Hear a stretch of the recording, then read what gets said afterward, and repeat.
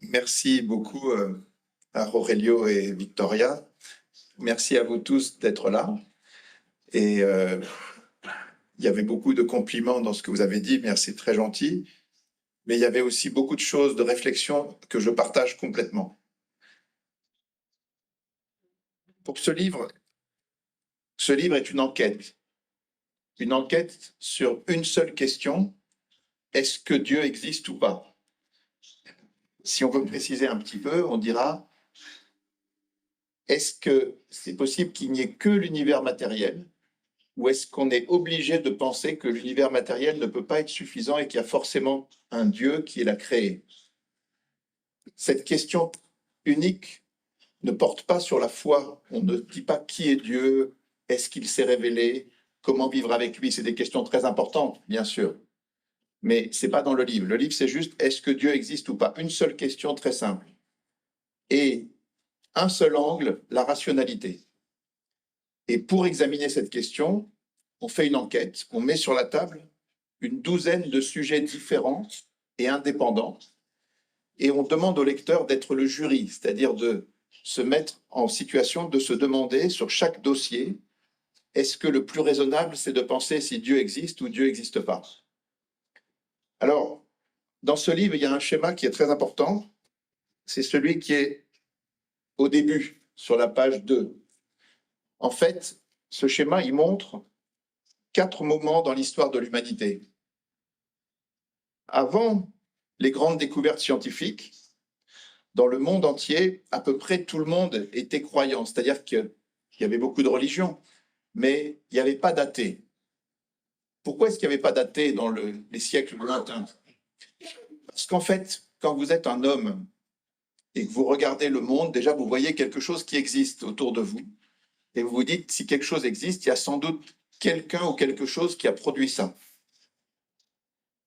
En plus, ce qui existe autour de vous, c'est ordonné, c'est beau, c'est harmonieux, et ça renvoie à une intelligence. Et tous ceux qu'on appelle les hommes depuis les temps les plus reculés, ce sont des êtres qui enterrent leurs morts. Pourquoi est-ce qu'ils enterrent tous leurs morts sur toute la planète? Parce qu'ils pensent que l'esprit n'est pas réductible à la matière et que l'esprit va durer au-delà de la matière et du temps. Donc ces 3 intuitions des hommes, l'existence de l'univers, son ordre et la spécificité de l'homme, font que pratiquement tout le monde était croyant, il n'y avait pas d'athée. Derrière ça, il y a eu des preuves philosophiques de l'existence de Dieu qui sont venues par Platon, Aristote, saint Thomas d'Aquin, Leibniz, des preuves très valables qui disent que Dieu est cause de tout ce qui existe, qu'il faut qu'il y ait une cause première à tout ce qui existe. Beaucoup de preuves liées aussi à la morale, liées à l'ordre de l'univers et plein de choses, par les philosophes. Et derrière tout ça, il y a eu la révélation judéo-chrétienne, l'histoire d'Israël, de Jésus, de la Bible, des milliers de miracles, des milliers de saints, des milliers d'apparitions, des milliers de gens qui disent qu'ils ont rencontré Dieu. Ça faisait un énorme paquet de raisons de croire en Dieu qui faisait que dans ce pays, dans tout l'Occident, il y a 5 siècles, 10 siècles ou 15 siècles, tout le monde croyait en Dieu. Il n'y avait pas de débat. Toutes les preuves allaient dans le sens de Dieu existe. Mais la deuxième partie du schéma, c'est ce qu'on appelle les grandes découvertes. Je dirais un tout petit mot après de la naissance de la science. La science est née dans le Moyen-Âge chrétien. C'est l'Église qui a créé la science. Mais la science s'est développée. Et à un moment, il y a eu ce qu'on appelle les grandes découvertes. Donc, de Copernic à Freud, en passant par Galilée, Laplace, Darwin, à chaque fois, la science, premièrement, elle perturbait les gens parce qu'elle faisait des découvertes qui étaient différentes de ce que les gens pensaient du monde. Donc, il y avait un aspect étonnant. Deuxièmement, la science avait un prestige énorme parce qu'elle se mettait à répondre à des questions auxquelles on pensait qu'il n'y aurait jamais de réponse. Et elle répondait à de plus en plus de questions. On se disait peut-être qu'elle va répondre à toutes les questions. Et troisièmement, la science n'avait pas besoin de l'existence de Dieu, de l'hypothèse de Dieu. Vous savez, c'est un moment où Laplace va voir Napoléon, il lui explique son système et Napoléon dit « Et Dieu dans tout ça ?» Et Laplace dit « Sire, je n'ai pas eu besoin de cette hypothèse. » Donc, ces trois caractéristiques, perturber les gens, avoir un grand prestige et ne pas avoir besoin de Dieu, ça a créé un courant matérialiste et scientiste extrêmement puissant qui a dominé le débat intellectuel au 19e et même au 20e siècle. Et ça a eu des conséquences politiques. Je parle pour les gens de Néos. Les conséquences politiques, c'est que cette domination intellectuelle a produit des révolutions laïques en France, en Russie, au Portugal, au Mexique, en Allemagne, partout, en Chine, voilà. Et donc, qu'est-ce qui s'est passé après? Le troisième moment, c'est un peu inattendu, parce qu'on pensait que la science allait continuer comme ça à produire des réponses sans avoir besoin de Dieu. Mais il y a un grand changement dont les gens ne se sont pas encore rendus compte. C'est un changement qui se passe au moment du tournant du 19e siècle et du 20e siècle. Toute une série de sciences, la thermodynamique, la mécanique quantique, la relativité, l'expansion de l'univers, la découverte de la cosmologie, la naissance de la cosmologie, la découverte de l'expansion de l'univers, la découverte du Big Bang, la découverte de la complexité en biologie et la découverte de tous les réglages fins de l'univers, toutes ces choses-là vont converger vers deux grandes découvertes qui changent tout. La première, c'est qu'il y a très certainement un début au temps, à l'espace et à la matière qui sont liés. Einstein nous a fait comprendre que le monde dans lequel on vit, l'univers réel, c'est ce qu'on appelle un espace-temps, c'est-à-dire un endroit où le temps, l'espace et la matière interagissent entre eux. C'est très curieux. Einstein en a eu l'intuition, il en a fait une théorie. Cette théorie, il en a fait des équations. Ces équations ont permis de faire des prévisions et les prévisions ont été vérifiées très rapidement. Et donc aujourd'hui, tout le monde est d'accord. Tout le monde est d'accord, on vit dans un espace-temps très curieux, c'est-à-dire que la masse, par exemple, déforme l'espace-temps. Si vous allez près du Soleil, le temps passe moins vite. Si vous allez dans un trou noir, le temps s'arrête. Si vous allez très rapidement, le temps diminue. Et si vous allez à la vitesse de la lumière, le temps s'arrête aussi. C'est des choses qui paraissent complètement folles, mais aujourd'hui, on en est sûr. Personne ne conteste ça. Donc, le temps, l'espace et la matière sont liés. On ne peut pas imaginer l'un sans les deux autres. Et si ils ont eu un début, ça veut dire que la cause qui a produit cette émergence, elle est extérieure à l'univers. Elle est ni temporelle, ni spatiale, ni matérielle. Elle est transcendante. Elle a eu la puissance de créer tout ce qui existe. Et en plus, elle a tout réglé très finement pour que les atomes puissent exister avec des valeurs très précises et être stables, pour que les étoiles puissent brûler 10 milliards d'années, ce qui est absolument improbable, et pour que la vie complexe puisse se développer à partir de l'ADN, mais aussi de beaucoup d'autres choses, ce qui est absolument improbable aussi. Pour rejoindre ce que disait Victoria, l'ADN, effectivement, code tout ce qui est vivant sur la Terre, de bactéries jusqu'à l'homme, en passant par toutes les plantes et tous les animaux, qui sont composés de cellules, qui sont toutes avec l'ADN. Et ça a commencé il y a 3,8 milliards d'années. Donc il y a 3,8 milliards d'années, l'ADN est sorti tout seul des lois de l'univers, alors qu'il n'y avait pas encore la vie. Et c'est un mystère parce que la technologie de l'ADN est hallucinante. La densité d'informations dans l'ADN, c'est 44 000 milliards de fois plus dense que ce que l'homme fait de plus performant au XXIe siècle dans les circuits intégrés.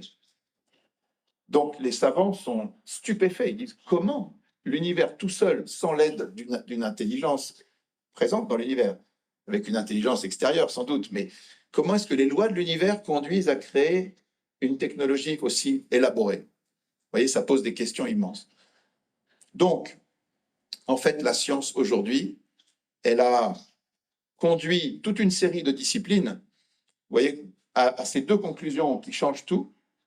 Il y a un début absolu à l'univers et il y a aussi un réglage complètement fou des lois de l'univers.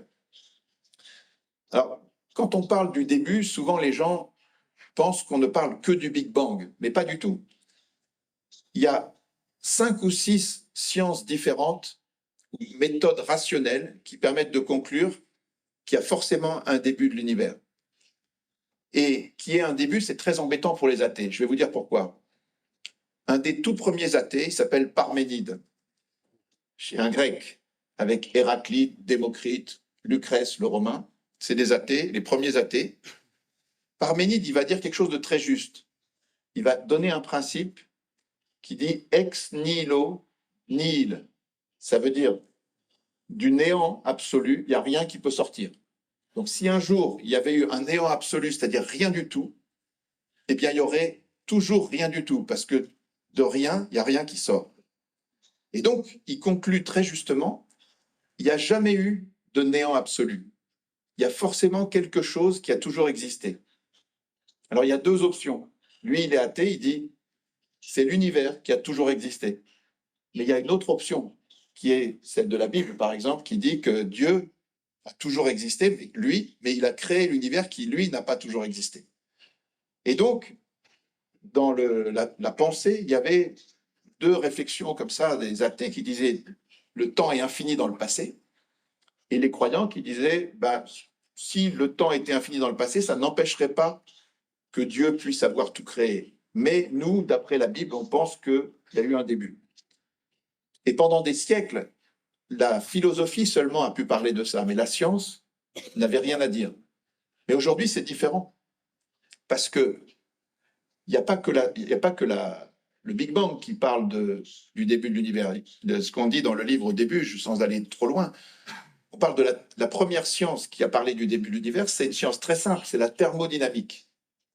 C'est une science simplement qui explique que l'univers s'use comme une bougie qui, à un moment, va s'éteindre, comme un feu de cheminée qui, à un moment, va devenir de la cendre. Et vous voyez, quand vous avez quelque chose qui brûle et qui s'use, vous êtes sûr qu'au bout d'un moment, ça va devenir de la cendre et ça va s'arrêter. Mais vous êtes sûr aussi que quelqu'un est venu mettre le feu il n'y a pas très longtemps. Parce que si le feu était là depuis l'éternité, ça serait déjà éteint depuis l'éternité. Et donc, ceux qui font de la thermodynamique, les premiers au XIXe siècle, Carnot, Clausius, Boltzmann, Kelvin, ils vont arriver, ils vont dire l'univers a un début parce que dans les étoiles, c'est pas du bois qui brûle, mais c'est de l'hydrogène. C'est exactement pareil. Au bout d'un moment, il n'y en aura plus, ça va s'arrêter. Et toutes les étoiles de toutes les galaxies vont à un moment s'arrêter. Et si on n'est pas déjà dans cet état de mort thermique, ça veut dire qu'il y a un début. Alors quand ils disent ça, tous les athées sont furieux, c'est pas possible. On a un chapitre intéressant sur la persécution des scientifiques en Russie qui ont dit qu'il y avait un début de l'univers. Parce que pour les régimes athées, c'est pas possible. Le début, c'est insupportable pour les athées, voyez. Alors aujourd'hui, c'est très très compliqué de dire qu'il n'y a pas de début. Mais avant la science, je pourrais rapidement vous dire, même la réflexion philosophique suffit pour dire qu'il n'y a pas de temps infini dans le passé. Parce que regardez, si à partir de maintenant vous comptez 1, 2, 3, 4, 5 et que vous vous arrêtez jamais, vous allez tendre vers l'infini, mais c'est ce qu'on appelle un infini potentiel. C'est-à-dire que vous ne pourrez jamais dire « ça y est, je suis arrivé à l'infini ». Vous allez toujours être en croissance vers l'infini. Eh bien, pour la même raison qu'en partant de maintenant, vous ne pouvez jamais arriver à l'infini, vous ne pouvez pas provenir de l'infini et arriver à maintenant. On ne peut pas traverser une grandeur qui est infinie. Et donc, un commentateur d'Aristote qui s'appelle Philopon, au VIe siècle, il reprend les textes d'Aristote, il était un chrétien, il prend les textes d'Aristote qui, lui, pensait que l'univers était stable, éternel, infini, et il dit, c'est pas possible. Et en fait, il avait raison. Mais dans la pensée philosophique, tout ça a été un peu noyé. Et aujourd'hui, la science, elle vient juste redire la même chose. Les mathématiques disent la même chose. Les mathématiciens disent l'infini n'existe pas dans le monde réel. C'est les paradoxes de Hilbert, vous trouverez dans le livre. Les physiciens disent que l'infini, c'est pas possible. Le Big Bang dit qu'il n'y a pas de temps infini dans le passé. Et la cosmologie a aussi des théorèmes qui disent que c'est pas possible, que si le Big Bang n'est pas le début absolu et qu'il y a d'autres Big Bang avant le Big Bang, il n'y en a pas un nombre infini. Donc il y a bien un commencement. Oui. Rien que ce point met la situation des athées impossible, rend la situation des athées impossible. Mais le réglage de l'univers, c'est aussi quelque chose d'extraordinaire. Quand on démontre le Big Bang, celui qui a découvert le Big Bang, donc la preuve du Big Bang, c'est Robert Wilson qui a fait la préface de notre livre, mais il a été aidé par un collègue de Princeton aux États-Unis. Et ce collègue, quand il voit la preuve du Big Bang, il reprend les équations d'Einstein et il calcule que si un instant après le Big Bang, la vitesse d'expansion de l'univers, qui est fixée de manière extrêmement précise, vous changez le 15e chiffre après la virgule dans un sens ou dans l'autre, tout se détraque. Alors le gars, il est stupéfait. Il dit, mais qui a réglé ça comme ça? Et derrière lui, il y a des dizaines de scientifiques qui vont faire des dizaines de découvertes pareilles, qui disent que si vous changez un tout petit peu la vitesse de la lumière, la force de gravité, la force nucléaire forte, le rapport entre les deux, ou la masse du proton, la masse des quarks, la charge du proton, toutes ces choses-là, 30 constantes, vous les changez un tout petit peu, tout se détraque. Alors, est-ce que le hasard peut fonctionner? Si j'organise une loterie parmi tous les habitants de la planète, et à un moment, on fait un tirage, il y en a un qui va gagner. Donc lui, il aura beaucoup de chance. Mais si on fait une deuxième loterie auprès de tous les habitants de la planète, et que c'est la même personne qui gagne, c'est qu'il a vraiment beaucoup, beaucoup de chance pour la deuxième fois. Et puis si on fait une troisième loterie, que c'est encore lui qui gagne, la police va venir le voir en lui disant « vous trichez ». Il va dire « non, j'ai de la chance ». Il dit « non, non, non, vous trichez, c'est pas possible ». Voilà. Ben là, on est pareil, vous voyez. Il y a quelqu'un qui triche, parce que c'est pas possible qu'il y ait autant de coïncidences dans tous les domaines. Vous voyez, il faut une explication. Et qu'est-ce qu'il y a comme explication? Sur le réglage fin, il n'y en a que deux. Il y a l'explication des croyants qui ouvrent la Bible et qui disent Dieu est un artisan qui a tout réglé avec mesure, nombre et poids. C'est un ingénieur. Dieu n'est pas que un ingénieur, c'est aussi une personne, c'est aussi un artiste, c'est aussi un écrivain, c'est aussi un ingénieur. Voilà, c'est tout. Mais il a tout réglé. Einstein dit pareil. Einstein dit « Toute personne sérieusement impliquée en science finira par découvrir qu'un esprit supérieurement intelligent, infiniment plus grand que celui de l'homme, se manifeste dans les lois de l'univers. » Ça, c'est pour la position des croyants. Mais si vous refusez ça, vous êtes obligé d'imaginer qu'il y a une loterie gigantesque d'univers, une machine à créer des univers, dans une quantité infiniment plus grande que le nombre de particules qui est dans notre univers. Bon, déjà croire ça, c'est très dur à croire. Mais ça ne suffit pas. Parce que cette machine qui crée des univers, elle doit être bien réglée. Si vous avez la force nucléaire forte et zéro qui est là, la force de gravité, elle est extrêmement petite par rapport à cette force-là. Elle est dans une frange extrêmement petite, 10 puissance 39 fois plus petite. Si vous avez une machine qui tire au hasard, elle ne peut pas choisir entre 0 et l'infini, parce que si elle choisit entre 0 et l'infini, elle n'a aucune chance de trouver ce petit intervalle. Il faut qu'elle choisisse dans un certain intervalle. Mais si elle choisit entre 5 et 10, elle ne trouvera jamais l'intervalle tout petit. Donc il faut qu'elle choisisse dans un bon intervalle. Il faut qu'elle soit bien réglée, cette machine. Mais qui a réglé cette machine à créer les univers? voyez, il y a plein de problèmes. Dès qu'on creuse un petit peu, les théories athées, aujourd'hui, n'ont aucune logique, aucune cohérence, une incapacité de répondre aux questions qui sont posées. C'est ça qui est très étonnant. Et j'ai dans ma sacoche un livre qui vient de sortir en France le mois dernier, où Stephen Hawking explique que la théorie des multivers, ça marche pas. La théorie du tout, ça marche pas. Et lui, il invente une autre théorie qui est complètement farfelue pour essayer de répondre, mais ça marche pas non plus. Donc en fait, aujourd'hui, les athées sont en position extrêmement difficile sur la science. Ça veut dire que la science, qui semblait plaider contre l'existence de Dieu, elle a complètement changé. Maintenant, elle plaide avec tous les autres, avec les intuitions des hommes, avec la philosophie, avec toutes les révélations judéo-chrétiennes et tous les miracles et tout ce qu'on veut. Tout converge. Il n'y a jamais eu autant de raisons de croire en Dieu qu'aujourd'hui. Mais ce qui est très étonnant, c'est que les gens ne le savent pas. Et c'est normal, parce que sur ces questions, on ne change pas d'avis en 5 minutes. Il faut du temps. Copernic, il a fallu 150 ans avant que les gens admettent. Darwin, pareil. Et ces découvertes-là, qui sont très récentes, puisque ça date, si on regarde le moment où les objections ont été éliminées, c'est à peine 20 ans, 30 ans. Donc, il faut que le public se rende compte de ça, et c'est le but d'un livre comme ça. Et c'est très intéressant parce qu'en fait, cette question de savoir si Dieu existe ou pas, elle est fondamentale pour les personnes, mais aussi pour les sociétés. Si vous êtes néos, c'est pas pareil une société où Dieu existe ou où Dieu n'existe pas, parce que dans une société où Dieu n'existe pas, si Dieu n'existe pas, le monde est terrible. S'il n'y a rien d'autre que l'univers matériel, alors ça veut dire que tout passe. Quoi qu'on fasse, vous, nous, dans 100 000 ans, il restera rien.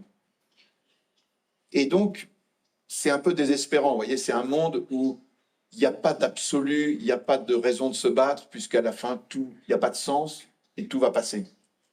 Par contre, s'il y a un Dieu qui demeure au-delà du temps, de l'espace et de la matière, s'il y a quelque chose qui est là pour toujours et qu'on peut interagir avec ça, alors ce qui va rester pour toujours, ça a une valeur infinie par rapport à ce qui est sur la Terre et qui passe rapidement. Mais donc, si quelque chose existe pour toujours et a une valeur infinie, ça justifie que sur la Terre, on puisse sacrifier même sa vie, qu'on puisse souffrir et dépasser tout ça parce qu'il y a un infini qui nous attend. Donc il y a du sens, il y a de l'avenir, il y a de l'espérance, il y a un bien et un mal, il y a des lois naturelles pour la société. Donc le ciment commun de toutes les sociétés qui avaient une certaine unité et qui cherchaient le bien commun, c'était la connaissance de l'existence de Dieu. Donc c'est extrêmement important, même sur le plan politique, de redire que Dieu existe. Si Dieu n'existe pas, tout peut être décidé n'importe comment, démocratiquement. Il n'y a pas de bien et de mal. Il n'y a pas de loi naturelle. Il n'y a plus rien. Et chacun est dispersé. Voilà. Donc, on a essayé de faire un livre qui soit clair, facile à lire et exact sur le plan scientifique. C'est pour ça qu'il a pris du temps, qu'il a été beaucoup relu. Et on souhaite maintenant qu'il y ait des débats. On souhaite qu'il y ait des débats en Espagne. Aujourd'hui, il y a El País qui a écrit, Miguel m'a donné l'article qui est sorti aujourd'hui dans El País, où il y a des gens qui critiquent. Et moi, j'ai dit à Miguel, est-ce que tu peux organiser un débat avec ces personnes pour qu'on puisse parler, pour que les gens puissent se rendre compte de la force ou de la faiblesse des arguments. Mais je peux vous dire qu'après 2 ans de débat en France, où on a fait presque 100 conférences et débats, il n'y a pas un seul argument sérieux qui a été donné contre ce livre. Pas un seul. C'est pas le livre. On a créé une collection nouvelle. On va publier des livres américains ou australiens ou d'autres qui disent la même chose. Parce que le moment est venu de dire tout ça. Et voilà, on attend ce débat et on espère que vous aurez à cœur d'en parler pour que rapidement on puisse faire connaître les implications extraordinaires des découvertes scientifiques qui changent complètement la donne aujourd'hui. Ah oui, je voudrais répondre un tout petit peu dans le même sens que Aurelio sur cette idée qui est dans le public, comme il disait, que la science et la foi, ou l'Église est contre la science, ou la foi est contre la science, ou ça. Il n'y a rien de plus idiot. Et ça peut se démontrer très facilement, parce que c'est l'inverse. C'est l'Église chrétienne qui a créé la science au Moyen-Âge. Elle a créé les universités, elle a créé les monastères qui ont rassemblé le savoir, elle a créé des cathédrales, elle a créé la technologie. Pourquoi elle a fait tout ça? Parce que la doctrine chrétienne nous explique que Dieu est logos, c'est-à-dire rationalité. Au commencement était le logos était avec Dieu, le logos était Dieu, et le logos s'est fait chair. Par lui, par le logos, tout a été fait. Et nous aussi. C'est-à-dire qu'avec notre petit logos, on peut décoder le monde. Donc le monde est rationnel dans la version chrétienne. Et en plus, il est contingent, c'est-à-dire que Dieu l'a fait d'une certaine manière et il aurait pu le faire autrement. Et donc, au Moyen-Âge, les grands savants chrétiens disent la mission des savants, c'est de regarder avec notre cerveau comment Dieu a fait le monde. Et comme l'Esprit Saint nous conduit à la vérité tout entière, on va y avoir un progrès de la connaissance. Donc ces trois principes, l'idée que le monde est rationnel, qu'il est contingent, c'est-à-dire que Dieu l'a fait d'une certaine manière et qu'il aurait pu le faire d'une autre manière, et qu'on va progresser, ça a créé la science. Et l'Église a créé la science. La preuve, c'est que quand arrivent les grandes découvertes au 15e, 16e siècle, Copernic, Galilée, c'est le même moment où Christophe Colomb part en Amérique, Vasco de Gama en Inde, Magellan le tour du monde. Quand ils rencontrent les autres civilisations à cette époque, ils se rendent compte que l'Occident a une avance scientifique et technologique hallucinante par rapport à tout le monde.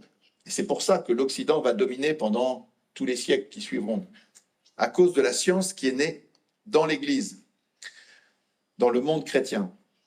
Et tous les savants qui ont fait la science, tous les Pasteur, les Einstein, les Fermi, les Max Planck, sont tous du monde judéo-chrétien. Voyez?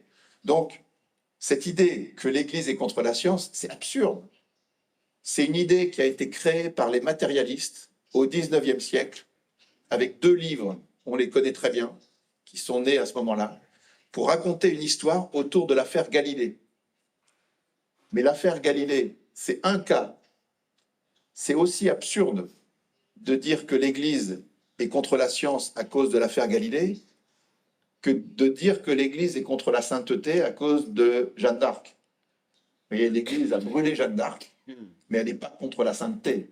C'est une erreur ponctuelle, matérielle, de quelques personnes. Eh bien, Galilée, c'est pareil. Mais donc voilà, moi je combats très fortement cette idée que l'Église est contre la science. Il n'y a rien de plus stupide, c'est l'inverse. L'Église a créé la science, elle a toujours été favorable à la science et à la connaissance, et elle n'a rien à craindre de la science parce que, comme disait Jean-Paul II, la foi et la raison sont les deux ailes qui permettent à l'esprit de contempler la vérité. Et les deux ailes coïncident. On le voit bien sur le début de l'univers et sur plein de choses. Voilà, je ne veux pas être trop long. Merci à vous.